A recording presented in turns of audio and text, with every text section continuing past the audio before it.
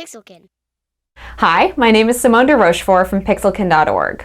A few weeks ago, I got a chance to interview DC Douglas. He's a man of many talents. He's been in films, on television, and he's done a lot of voice acting. Video game fans will know him as Legion from Mass Effect 2 and 3, and also as Albert Wesker from the Resident Evil series. A lot of young people really consider going into the video game industry, whether that means as a programmer, a game designer, an artist, or an actor. I wanted to shed a little light on the acting side of things and find out just what it takes to do voice acting in video games. I am here with you, DC Douglas. I thought I'd ask you today about your voice acting work, focusing specifically on video games. I'd like you to clarify, what goes into voice acting in video games, and also talk a little bit about your own career, if you want to introduce yourself. Well, I certainly don't want to create more competition for myself, so I want to dissuade anybody from thinking of having a voiceover career. So That's all I ask. Well, I'm DC Douglas. I've been an actor for about 30 years in LA, but I do film, television, and then I also do voiceover. You usually can work a lot more in voiceover, but nobody tends to know half the stuff you do.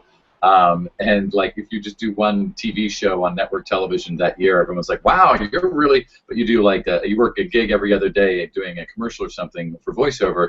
Nobody really has any idea that you have a career going. But that's how a lot of us kind of make the mortgage and that kind of thing. So. For the 90s, it was a little weird because it was very hard to break in then because, again, nothing was digital. And I joined a Loop Group, which is, if you ever see a TV show or a movie and there's people talking, the actors are talking, and then there's people in the background talking. Those people actually aren't talking. And you probably know this, but I'm just for other people that we fill in those voices for them later on in post. Or like Soldier Number 3 screaming as he dies in the battle and that kind of thing, which is kind of like a prelude to doing video games later on. And then in 2000, I got a call through a referral to come do the voice of the Master, voice match an actor who did the Master in Buffy the Vampire Slayer. And I went, oh, for what? Like I thought it was for the movie or something or a cartoon. It's like it's a video game. I'm like, oh, all right. And that was just still during the time when everyone was like the voice acting they didn't care. They really didn't care, which is I think how I got lucky and got the gig. And we recorded it literally in like 20 minutes. And the actor didn't want to do it because it's like, it's a video game. Why do I want to do a video game? Flash forward 10 years and see how people feel about it now. That was my first video game. I ended up getting a good agent like the following, like a year or two later, and then just things started rocking and rolling. I did promos for CBS Daytime, and then I started booking more video games and some anime video games. And then my big break for video games where I got like a following was I did Umbrella Chronicles, Resident Evil Umbrella Chronicles, and playing Albert Wesker, which is a really big villain to this fandom. I had no idea it was a huge fandom.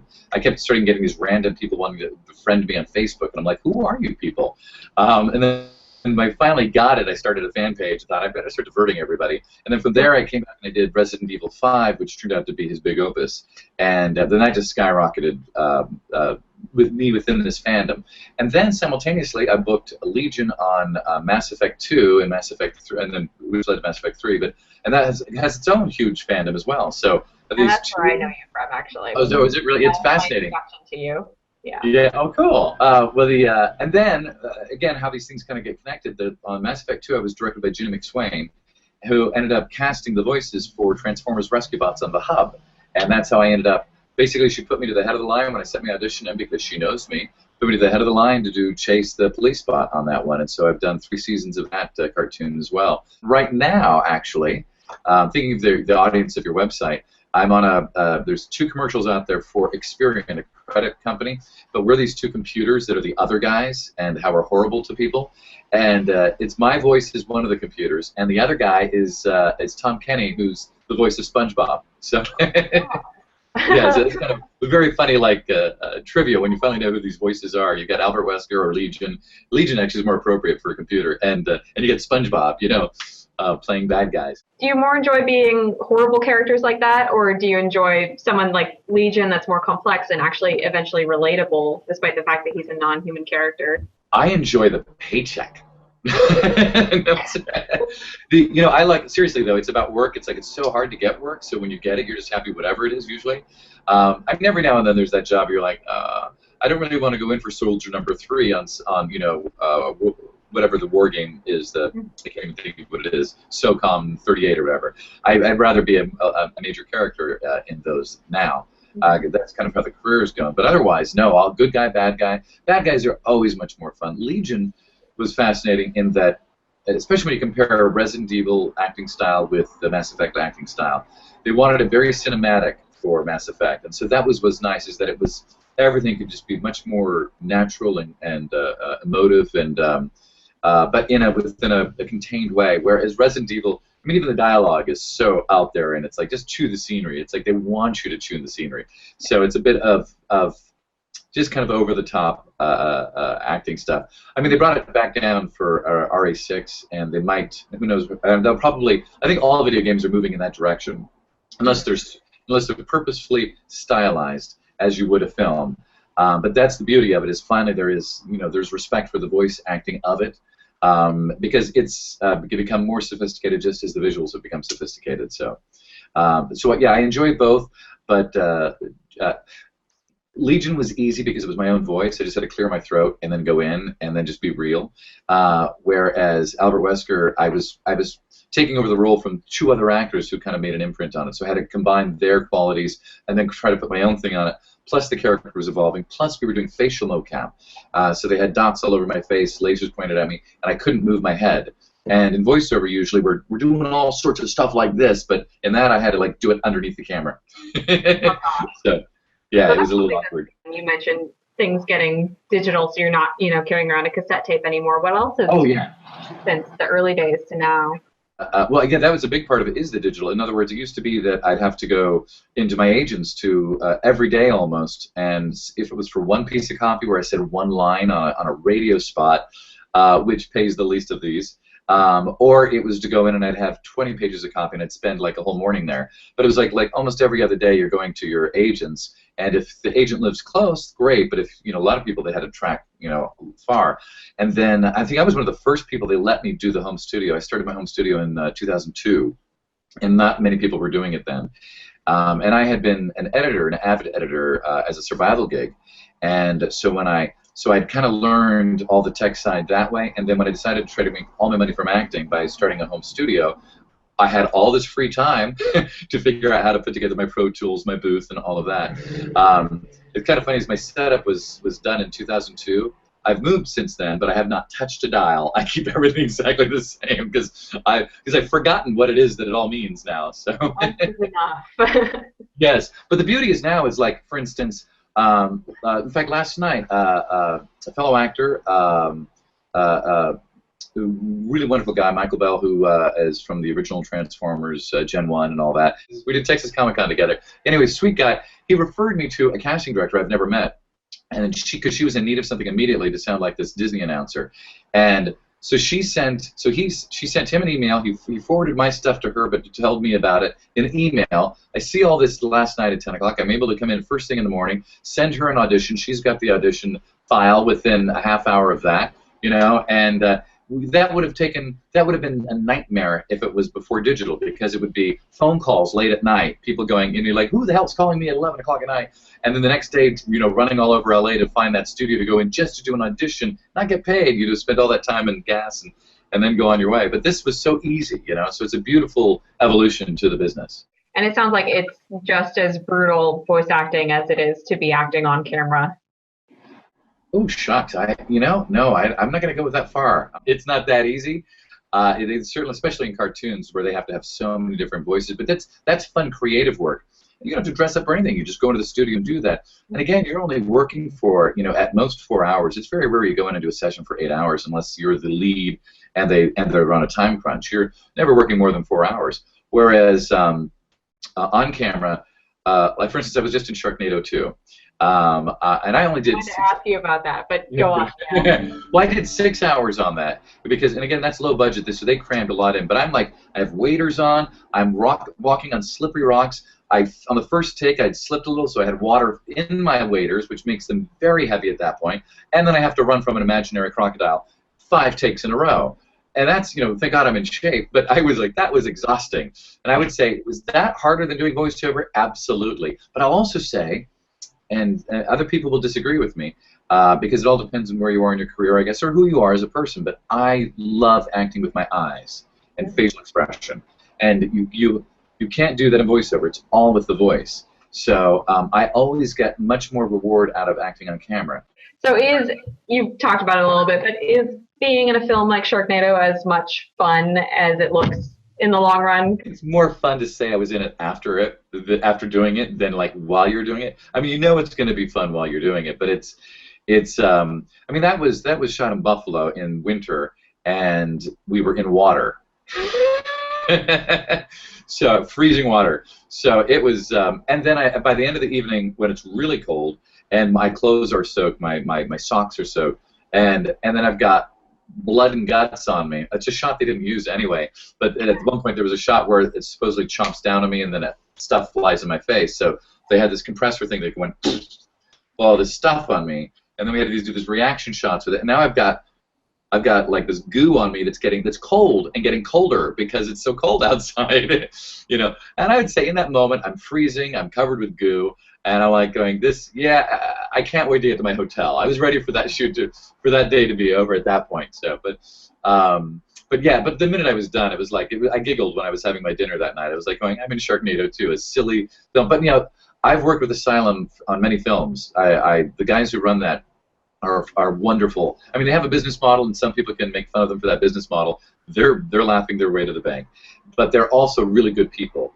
and they're honest, and I love dealing with them. But what was beautiful is it looks like I didn't die in Sharknado 2. It technically you could say I did, but I emailed them and I said, you know, my fans are saying it doesn't look like I died. So Sharknado 3.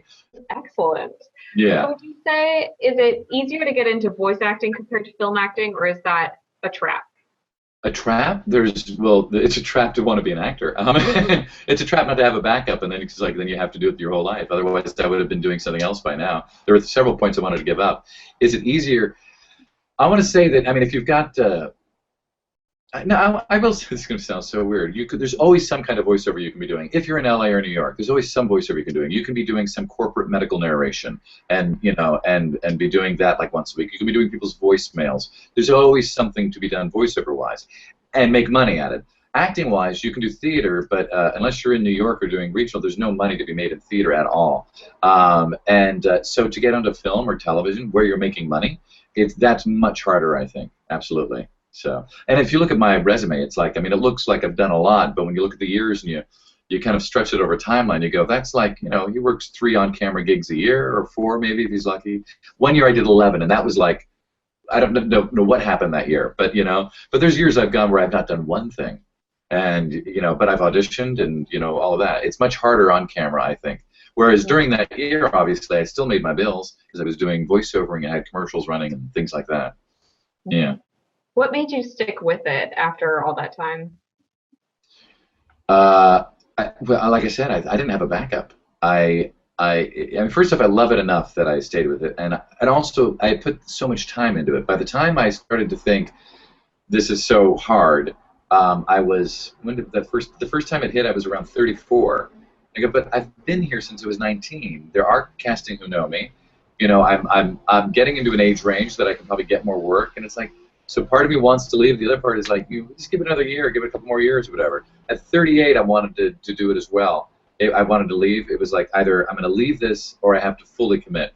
And that's when I left my survival gig and started a home studio. I have to give Laura Kane, she's a voiceover artist, I have to give her credit for inspiring me because she had her own home studio. She did a lot of what they call, I can't even think what they call them now because I don't do any of them. They're for radio stations. They do their bumper stingers and things like that. There's an actual phrase that they call that. It's on the tip of my tongue. Anyway, she does that kind of work, a lot of that, and so she had this home studio, and she told me about that. And I thought, well, I could broaden that as well and try to, get other kinds of work, and figured it out. And so, so I've got like a voiceover service through my website, dcdouglas.com, that kind of supplements, income, and then I've got the in town with my agents, the bigger stuff that I get through them, the film and or the radio, TV commercials, and video games, and then now the cartoon. So, is it necessary for a voice actor to be that flexible and that diverse? And the more you can do as an actor, the better off you're going to be. If you can do voiceover, if you can do, and also theater, singing, performing, as long as you've got all these other abilities, you can find ways to cobble together a living doing it. I do these conventions, these video game conventions. Now, I do love meeting fans, but they pay us to go to these things. Mm-hmm. So again, that's another way of augmenting our income. I mean, it's kind of the dirty little secret, but it's the truth about an actor. You're always looking for your next job. So That's yeah. true, yeah. Is it possible to specifically make a career in video games, or does it absolutely need to? But you can if you reduce your overhead to nothing. Because there are no residuals with video games. If you work just for wages, you can't get ahead. But if you have passive income, actors, when you get a commercial, you get a cartoon, you have residuals that come. This is what our union has done years ago that has helped us out so that we can have a career. We can have those down weeks or months where we don't get anything and still eke by, have our macaroni and cheese, still be able to pay our rent and all of that before we get our next gig, because these little checks will come in every now and then.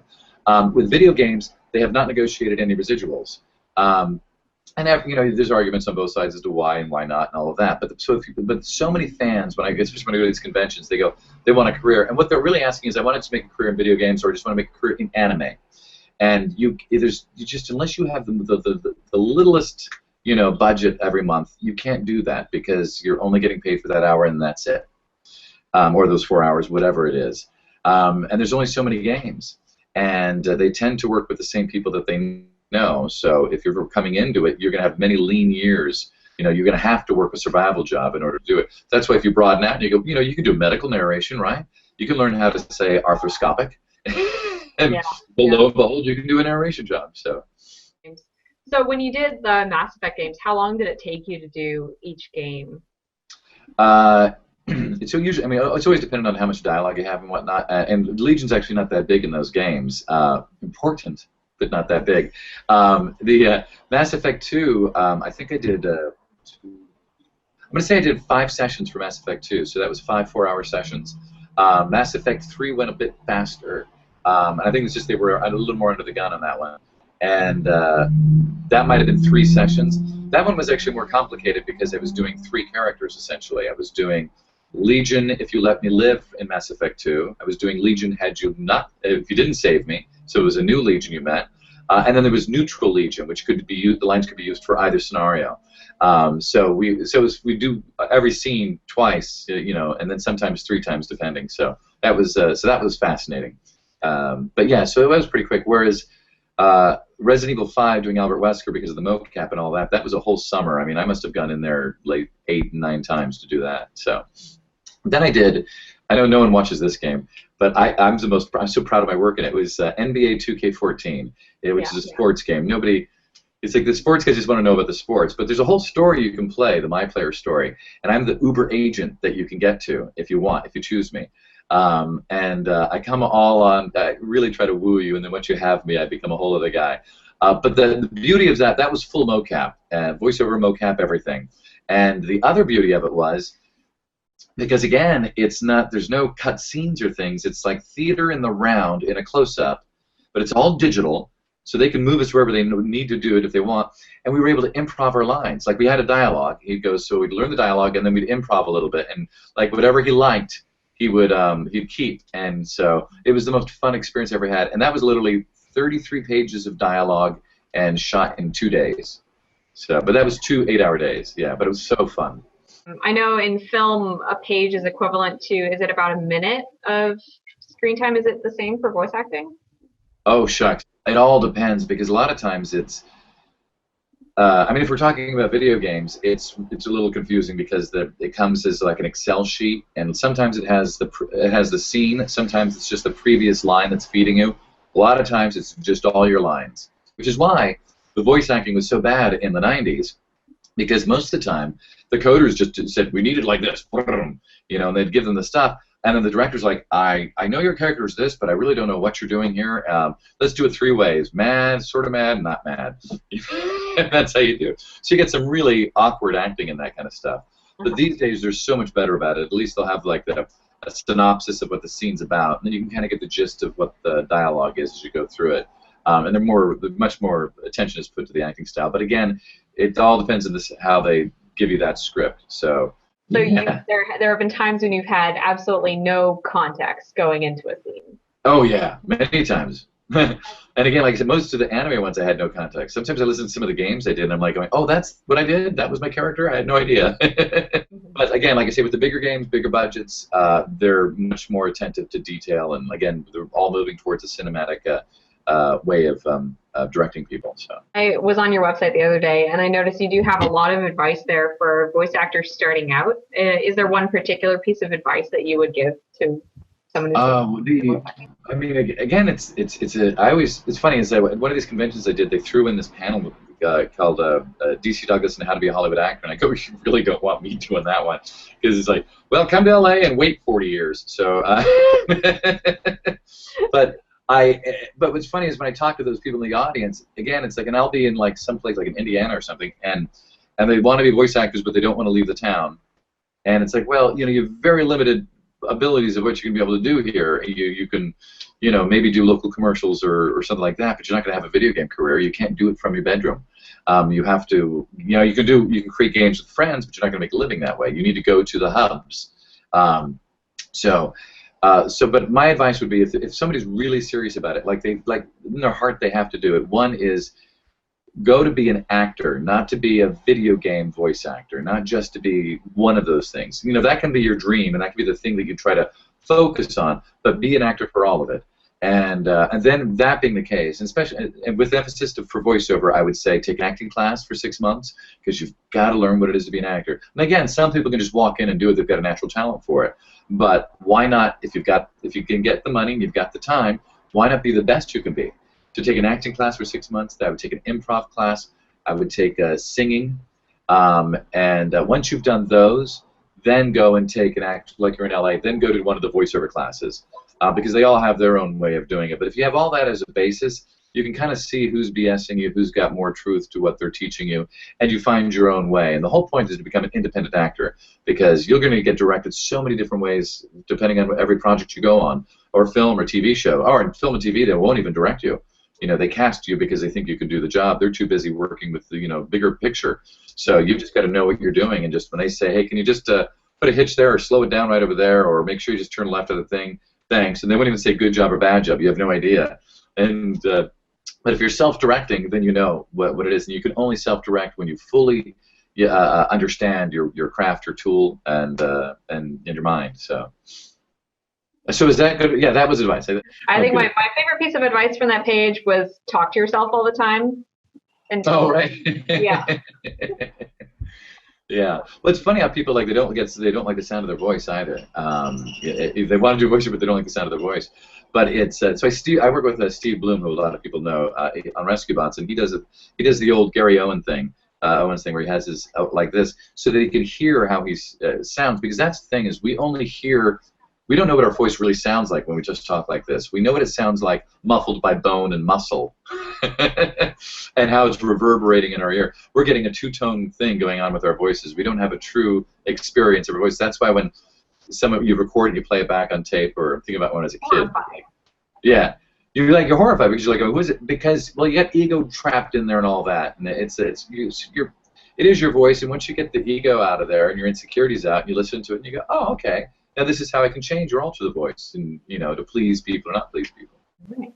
And having the consistency, I guess, that comes with doing a voice completely different from your own. Do you have to speak in that voice for a long time before that consistency comes, or is it just? I'm probably not the best actor to ask that of, because I've been lucky enough that the majority of my characters, because I'm low voiced, they always tend to be similar voices, because they don't. I'm not getting pushed, nor am I looking to be pushed. I'm always looking for the easy job. I always tell people like I don't have a career. I'm a hack.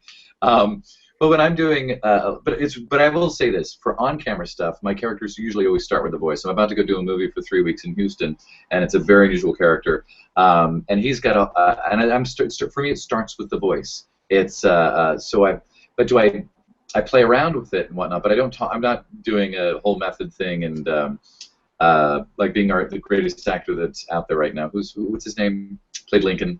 Daniel Day-Lewis. Daniel Day-Lewis. It's like God, he's wonderful. But he also has the freedom to be able to do that and be that all day long, every day. And not be called weird. What's that? And not be called weird for it. No, exactly. No, an artiste. Which is, whatever works for whoever, whoever. There are other people that will be joking all the way up until they say action, I think Jack Lemmon's a wonderful actor, and he was, he's the kind of guy who, literally, the minute the cut, he was, like, going on about something that happened the other day. But for like cartoons and that kind of stuff, especially when it's really different, you have to develop it. No, a lot of them will like have recordings of their voices that they've created just to remind themselves, how did I do that voice? I mean, some of these guys get into it where they're like they're sticking their fingers in their mouths in certain ways and all that just to create all different sounds. You have to play like a child in order to find these things, and then you have to remember how you did them when it's the time is for that voice. So, but I think when you're doing the job, once you have the voice, you kind of have it before you run it in the car on the way there. They'll play a sample, and that's the other thing too, is actors are usually very good mimics. So once they play a sample of what you did, like I'll go to a job and I didn't know, and this is even with like commercials, because we don't just say everything the same way, same voice style in a commercial. I'll have the gruff guy who's got the hardware store who's going to talk down a little bit like this, Then you have like the regular guy who's talking without, who's got maybe a little bit of attitude, slightly pinched nasal, so you'll change it for whatever the commercial is. But then you do, like, 20 auditions a week, more if you've got a better agent or something, or you're like more. But then so you forget. It's like toilet paper, oh, sorry, this is a family thing. It's like a lottery ticket. You get it, and you rub it off, and then you forget about it. Then all of a sudden you get booked, and you're like, what is that? And they go, it's this or whatever, and you have no idea. You walk into the studio, you go, okay, DC, here's the copy. You look at the copy, and you go, well, this is what I might do. I might do a Don Pardo with it, but I'm not sure if that's what I sent you guys. And then they go, here's the sample. They'll play the sample, then it's like, no, I was talking like this the entire time. Like, so, oh, all right. But the minute they play it, you key right into it, And then you can do the same thing with like a voice match or something, and they go, here's the voice that was before. We want it like that, but now dial it a little bit this way or that way. And you adjust in the moment. That's why taking singing classes, improv classes, all these things get you to work, to be able to control your tool easily and to change on a dime when they need it. And then the director will say, you're kind of getting a little too out of range, so we'll push you back into range or whatever. Yeah, so that's kind of how that works. That is really cool to know that you can just pop back and forth like that at will. You can do that too. I'm not as good as some people who can like kind of switch into an entire radio play with themselves. I can't. I need to like take a moment and switch so I can switch to another voice. I can't just like go, how are you doing, Frank? Well, I'm doing great, Bob. I can't like. I can do that right there for 2 lines, and that's it. After that, I need to take a break in between to get to know where. There's the voice again. Boom. So, what was your favorite game project that you worked on, specifically video game project? Well, you love them all for different reasons, right? So, I mean, I loved Mass Effect because it was so simple and real, and also it was a very touching ending, both times, all endings. Resident Evil only because of what it brought me. I mean, I have to credit that game for like really putting me on the map. But then I'd have to say the most rewarding performance-wise was doing NBA 2K14 that nobody cares about. I mean, nobody of the crowd that follows me cares about. There's the sports people love it. It's a huge game, but they don't really follow the theatrical stories as much. But for me, it was the most rewarding acting experience, being able to combine the voiceover and the on-camera acting together. And even though they made me look like a melting Bill Pullman for my avatar, I'm still like, I got all excited. They're taking the pictures of me and everything, and I'm like going, I get to see what I look like in the video game. And I see it, and I'm like going, I'm sweaty, I'm melting, I'm really tired. Living the dream. Yeah, if you get a chance, you should go back to my website into the video games. It's one of the first videos there. It's NBA 2K, and just take a look at how they made me look. It's pretty funny. I think actually that pretty much covers it. I had a really good time talking to you. Thank you. I don't know how to wrap this up. Well, if there's any, I'll just run a couple things. I am more of a 17 and over kind of guy online, but if you want, you can follow me on Twitter, DC_Douglas, and I'm also DCDouglas.com. It's got all of my stuff on it, and then I'm on Facebook as well, for bigger stories and stuff. And then those who are Resident Evil fans who happen to be watching this, if you don't know yet, I'm in a movie called Apocalypse Kiss that was produced by fans of Resident Evil. Do you know about this? No, I don't. Oh, you didn't? Oh, that's cool. Well, it's there's no Legion in it, but they were a big fan of Resident Evil, so we made the character look a lot like Albert Wesker. So he's got the slick back blonde hair and all of that. And it's a very cool looking film. So, and I have a very fun role as a serial killer in that. And that's, you can watch that streaming now through a whole bunch of different video on demand services. So, yeah. And then look for KILD TV coming out next year sometime, where I'm actually the lead in that one. So I'm off to shoot that. And so it's a classic horror film. So that should be fun. Thank you so much. It was nice to meet you. It was lovely meeting you too, and have a beautiful evening. Have a good night. Bye-bye. Bye.